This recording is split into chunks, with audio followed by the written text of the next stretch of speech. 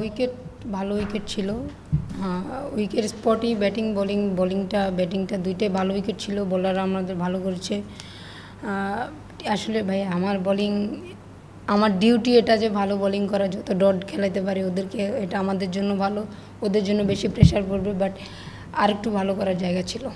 হ্যাঁ, বোলারদের কাজটা গত 6-7 মাস ধরে করতেছে, ভালো করতেছে, বাট ব্যাটাররা আনফর্চুনেটলি টপ অর্ডারদের কয়েকজন যদি একটু দাঁড়াতে পারে, আমরা হয়তো ম্যাচটা আরও ভালোভাবে শেষ করতে পারতাম বা আরও ক্লোজ হইতো।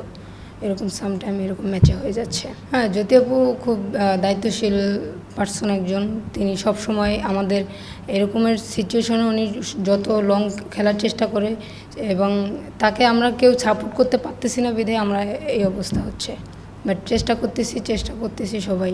অ্যাকচুয়ালি দেখেন, ফার্স্ট টপ অর্ডার থেকে প্রথম থেকে যদি আমরা ব্যাটাররা যদি একটা রানের ফ্লোতে থাকে, সো পরের ব্যাটসম্যানগুলোতে আমাদের জন্য রান করাটা ইজি হয়ে যায়। যেহেতু জ্যোতি আপু প্রত্যেক ম্যাচে এরকমের মানে রান পেয়ে যাচ্ছে, বাট আমাদের উপর থেকে কোনো রান আসতেছে না, পার্টনারশিপ আসতেছে না, বিধায় আমাদের একটু জি আমাদের স্কোরটা ভালো স্কোর ছিল আমাদের জন্য, মানে চেজেবল স্কোর ছিল, কিন্তু আনফর্চুনেটলি আমরা করতে পারিনি।